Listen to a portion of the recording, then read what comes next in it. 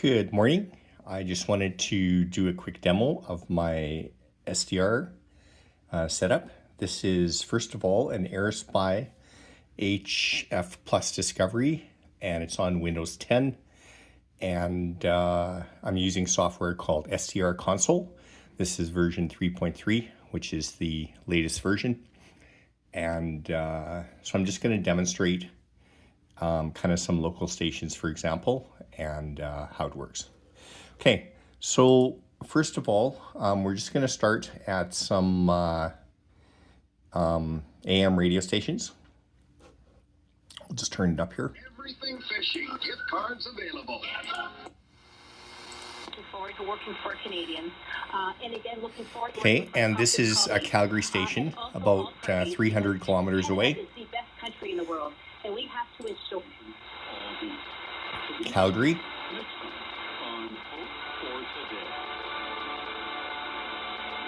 And throughout this, Justin Trudeau is going to go reflect over Edmonton. the holidays. There's a lot of reflection to do. Calgary station.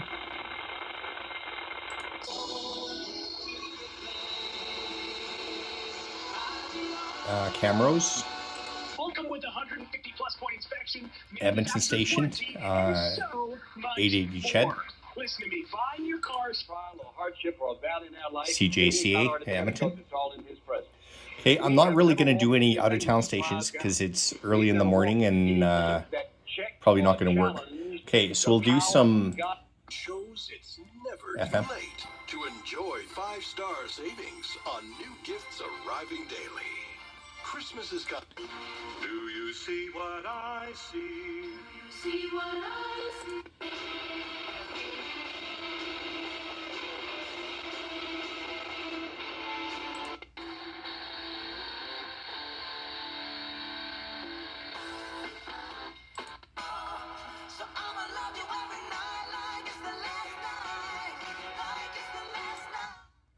Okay, I just want to give you a quick overview of some of the features. By the way, if I want to change the frequency, I can, for example, use my mouse. And I'm just going to change it to 162.4. And by the way, the mode is down here. And I can scroll down for a whole bunch of additional settings. For example, I can set the width.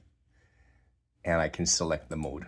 Okay, so like AM, this one is real. These two are the ones I usually use for DXing. I don't normally use AM. This one would be for broadcast band FM, narrowband FM, which is what we're going to use in this situation. And let's just scroll up a little bit. Wind up to 15 kilometers per hour. Low -17 with temperature rising to -10 by morning.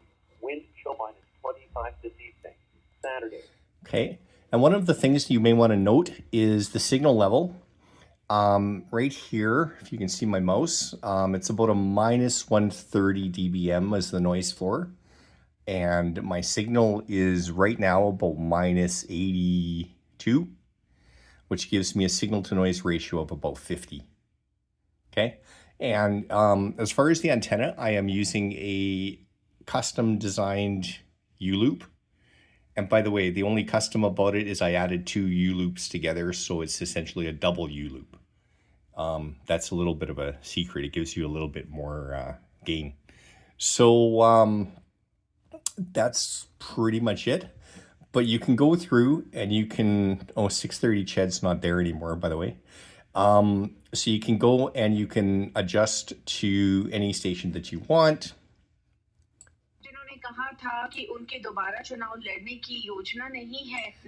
Okay, and as you can see on this one, the noise floor is about the same, -130, and signal is -40. So my signal to noise ratio is actually very good at about 88 dB.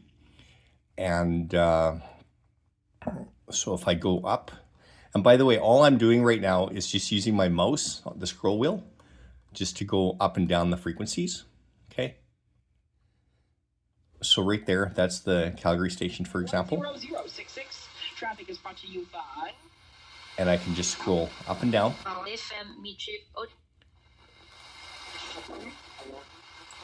Okay, and I'm going to show you one of the things that I actually do. This is what I do more than anything. Okay, so for example, if I'm looking for a station, that's because there's actually nothing there. Okay, let's try this one. Okay, so this is actually what they call an IQ recording from, I believe, last night or the night before. And what this is it records a large portion of the AM broadcast band. So it's actually a file, okay, that I'm doing. And you can see down here, there's the name of the file, there's when it was made, and it's playing back right now. So if I actually turn this up,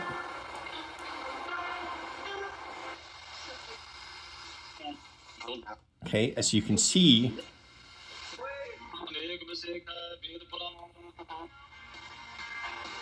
there's 600, which I think is Saskatoon, 610, 620, 630, 640, and I can go all the way up. So this is just a recording of the whole band, or a good chunk of the band actually. It won't do the whole band. And that's actually the SDR itself. The unit will only do a little over 900 kilohertz wide. Okay, it won't do the whole band. So I can click wherever I want, and it will just change frequencies. Okay, and this was recorded at basically 4 o'clock in the morning on Wednesday, like a couple days ago. So what I can do, and this is really what I do, is I set the scheduler, and I'll just show you the scheduler, by the way. Okay, there you go. So I set the scheduler, and if I refresh it, there you go. It shows me that all of my recordings is already done. And so I set it on Thursday night at 9 o'clock p.m. to record for 10 minutes at the top of the hour. And 950 kilohertz is my center frequency. So it goes about 450 kilohertz below and about 450 kilohertz above. Okay, file size 2.2 gigabytes. So the files are not tiny, but you have to remember that it's recording everything for like 10 minutes. And so there you go. And basically these files, I can just open them up, okay, which is exactly what I'm going to do here. So I hit open. Let's say, for example, if I want to do 12:59 a.m., like in the morning, I just click on that one, and there you go. So now we're at basically 1 o'clock in the morning, okay? And I can go and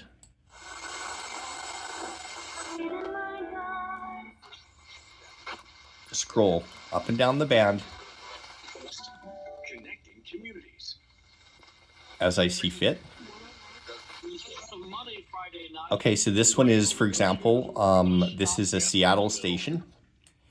And as you can see, each kind of little spike is a different frequency, and you can tune it as you see fit, okay, on this file. So that's probably one of the more useful, that's one of the more useful things that I do with the SDR and the SDR software. I love the software, by the way. It's wonderful. I don't know what else to say. I normally use it in, which would be probably, pretty close to the equivalent of upper sideband.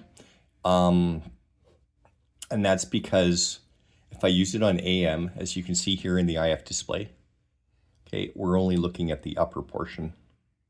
Here's the lower portion. And of course, AM amplitude modulation gives you both sides.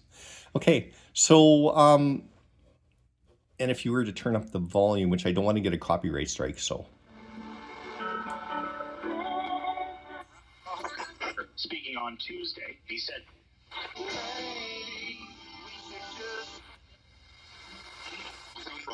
can never be an option. We are prepared to use all elements of national power to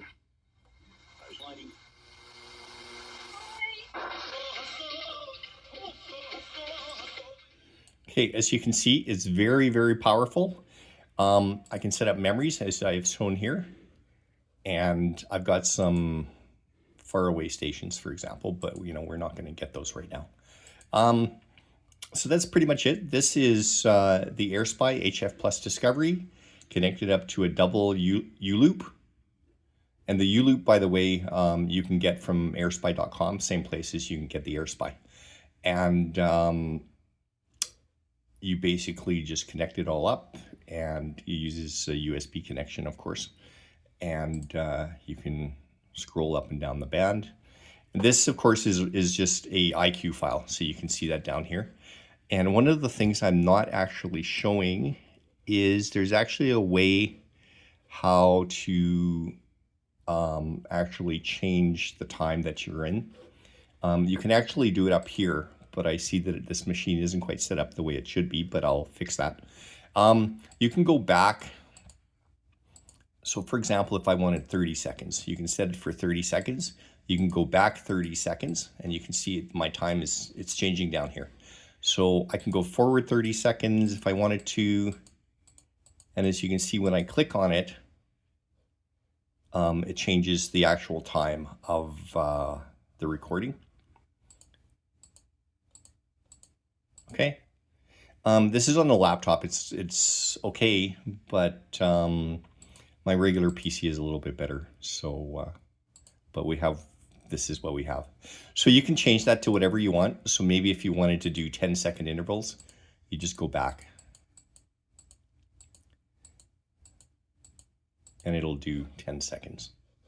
Okay, so that's pretty handy. You, of course, can stop it, and that way it stops the file. And if you wanted to choose a different time, yes, say, for example, if I wanted like 11 o'clock in the morning, which I'm probably only going to get like local stations. But this is basically what the band looked like. So if you wanted to do some DXing, for example, and you said, oh, well, I'm at 3 o'clock in the morning and the station, it's okay, but it's not quite there. So maybe you may want to check an hour earlier or an hour later, and it may improve. And of course, I do 10-minute intervals, like I do at the top of the hour, I do 10 minutes. But you can let it record for an hour if you want to. The only thing is your file size is just going to get bigger the longer you record for. So that's pretty much it. I hope you've enjoyed my little demonstration of SDR Console and the YouLoop. I think the YouLoop is pretty good. It's a passive antenna, and I find it works quite well for eliminating a lot of the noise that I have. That's my biggest issue. I have a lot of noise. So that's pretty much it. Hopefully you've enjoyed the video, and by all means, if you haven't already done so, please subscribe and click the little bell, or the little bell, and that'll help the channel as well. I'm hoping to do as many videos as I possibly can. It's winter time, so it's cold out. I don't really want to go out too much, but hopefully this video will show you the capabilities of a SDR for those people that strictly use portables. Have a great day and take care.